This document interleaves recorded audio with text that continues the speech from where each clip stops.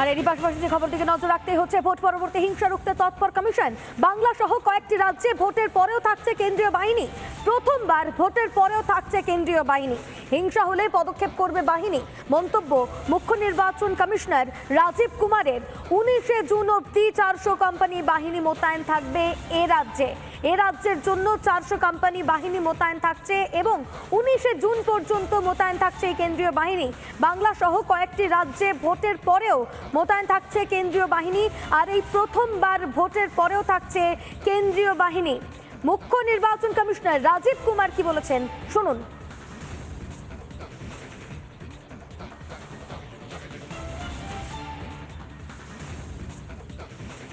हम बहुत आशावान हैं.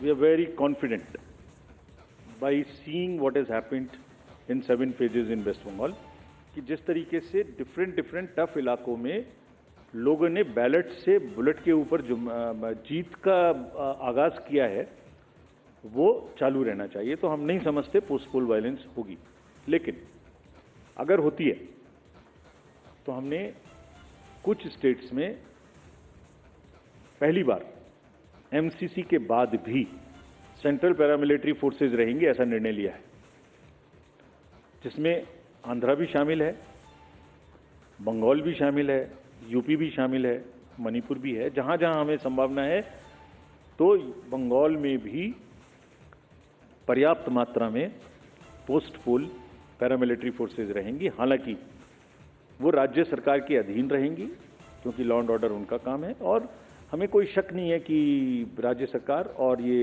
इन पैरामिलिट्री फोर्सेस की मदद से पोस्ट पोल वायलेंस को रोकने में हम पूरी तरह से आश्वस्त हैं. वो तैयार रहेंगे और कोशिश करके उसको रोकेंगे भी. আর এরই পাশাপাশি যে খবর দিকে নজর রাখতে হচ্ছে ভোট পরবর্তী হিংসা রুখতে তৎপর কমিশন। বাংলা সহ কয়েকটি রাজ্যে ভোটের পরেও থাকছে কেন্দ্রীয় বাহিনী। প্রথমবার ভোটের পরেও থাকছে কেন্দ্রীয় বাহিনী। হিংসা হলে পদক্ষেপ করবে বাহিনী। মন্তব্য মুখ্য নির্বাচন কমিশনার রাজীব কুমারের। 19শে জুন অবধি 400 কোম্পানি বাহিনী মোতায়েন থাকবে এ রাজ্যে। এ রাজ্যের জন্য 400 কোম্পানি বাহিনী মোতায়েন থাকছে এবং 19শে জুন পর্যন্ত মোতায়েন থাকছে এই কেন্দ্রীয় বাহিনী। বাংলা সহ কয়েকটি রাজ্যে ভোটের পরেও মোতায়েন থাকছে কেন্দ্রীয় বাহিনী। আর এই প্রথমবার ভোটের পরেও থাকছে কেন্দ্রীয় বাহিনী। মুখ্য নির্বাচন কমিশনার রাজীব কুমার কি বলেছেন শুনুন।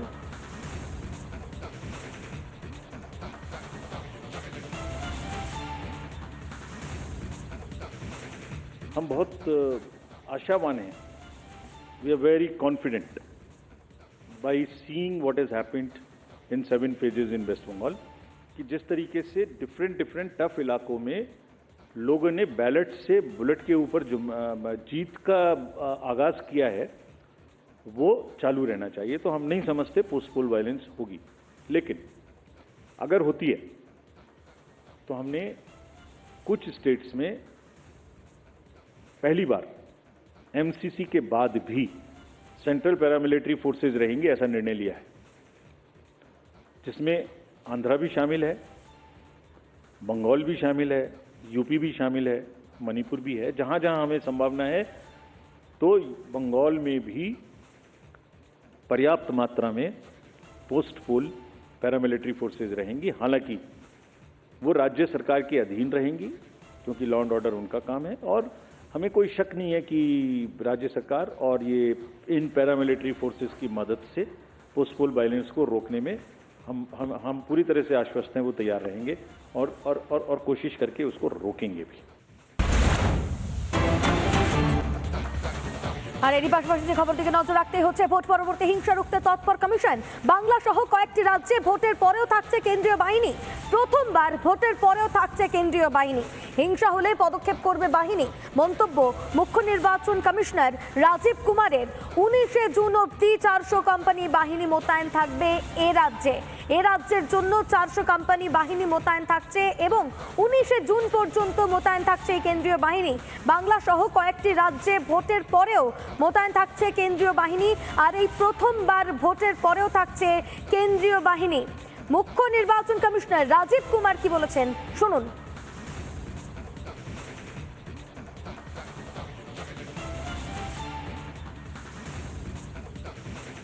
हम बहुत आशावान हैं.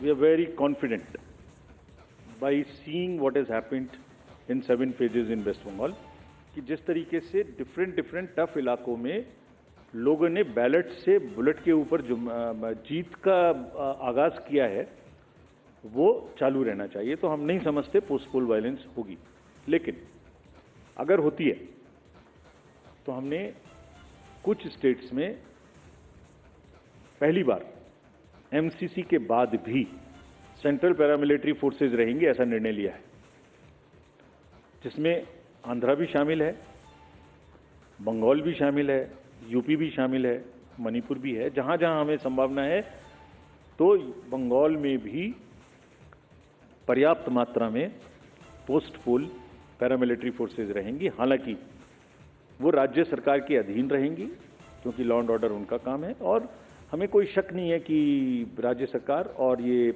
इन पैरामिलिट्री फोर्सेस की मदद से पोस्ट पोल वायलेंस को रोकने में हम पूरी तरह से आश्वस्त हैं, वो तैयार रहेंगे और कोशिश करके उसको रोकेंगे भी।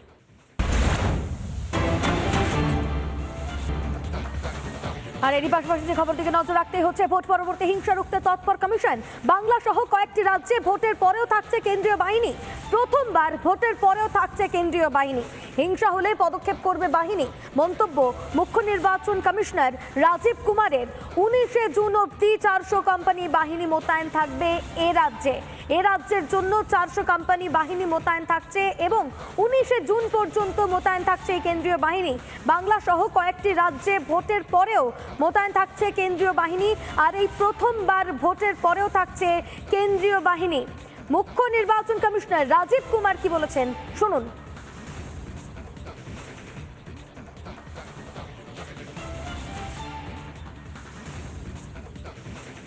हम बहुत आशावान हैं, we are very confident by seeing what has happened in 7 phases in West Bengal कि जिस तरीके से डिफरेंट टफ इलाकों में लोगों ने बैलेट से बुलेट के ऊपर जो जीत का आगाज किया है वो चालू रहना चाहिए। तो हम नहीं समझते पोस्ट पोल वायलेंस होगी, लेकिन अगर होती है तो हमने कुछ स्टेट्स में पहली बार एमसीसी के बाद भी सेंट्रल पैरामिलिट्री फोर्सेज रहेंगे ऐसा निर्णय लिया है, जिसमें आंध्रा भी शामिल है, बंगाल भी शामिल है, यूपी भी शामिल है, मणिपुर भी है। जहां जहां हमें संभावना है तो बंगाल में भी पर्याप्त मात्रा में पोस्ट पोल पैरामिलिट्री फोर्सेज रहेंगी। हालांकि वो राज्य सरकार के अधीन रहेंगी क्योंकि लॉ एंड ऑर्डर उनका काम है, और